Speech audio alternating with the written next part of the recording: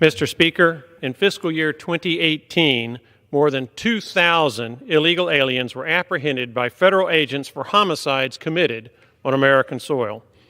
In addition, over 70,000 Americans are killed each year by poisonous drugs, much of which is shipped illegally into America across our porous southern border by illegal aliens, MS-13, and other drug cartels.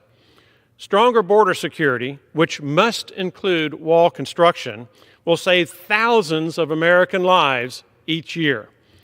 Unfortunately, in the worst betrayal of America in history, socialist Democrats, motivated by a lust for political power, selfishly elevate illegal aliens over American citizens because illegal alien families overwhelmingly rely on welfare, thus making them highly reliable Democrat voters who elect socialist Democrat politicians by diluting the votes of American citizens.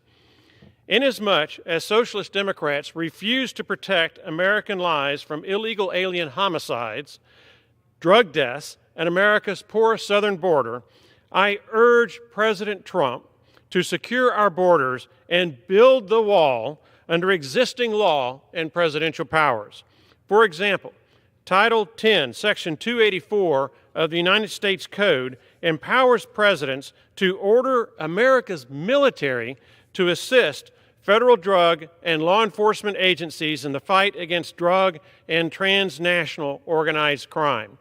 Pursuant to this law, the President may deploy active military and National Guard troops to establish and operate bases of operations, detect and monitor surface traffic in Mexico and in the United States within 25 miles of the southern border, construct roads, fences, barriers, and lighting to block drug smuggling corridors across the southern border, and use aerial and ground reconnaissance.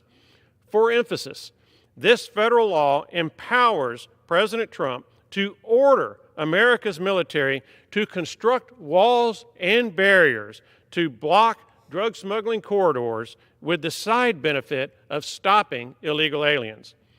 Mr. Speaker, another example of existing presidential authority is the power to declare a national emergency and divert congressionally appropriated money to border security and wall construction. America invaded Iraq and Afghanistan based on 9/11 terrorist attacks that killed roughly 3,000 people. In response, America spent trillions of dollars and lost thousands of lives in military actions in Iraq and Afghanistan. While 9/11 was horrific, 9/11 deaths pale in comparison to hundreds of thousands of Americans who are dead or will die over the years because of illegal alien homicides and overdoses caused by deadly drugs shipped across America's porous southern border. For emphasis, a minimum of 50 Americans die each day we delay securing our southern border. That is a minimum of 15,000 dead Americans each year.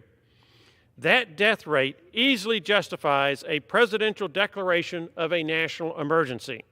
In fact, not one of the 58 national emergencies declared by a president since 1979 is supported by a worse death rate or threat to America and American lives. Mr. Speaker, an extraordinarily weak and conflicted Congress is of no help. Worse yet, this Congress is a hindrance. As such, I urge President Trump, as America's Commander-in-Chief, to invoke Title 10, United States Code Section 284, declare a national emergency, and use every other authority, statutorily and constitutionally, he possesses to direct the military to secure our southern border, build the wall, and protect and save American lives. America's military protects the borders and lives in South Korea, Iraq, Syria, Afghanistan, Europe, and many other countries. America and Americans deserve no less protection. Mr. Speaker, I yield back.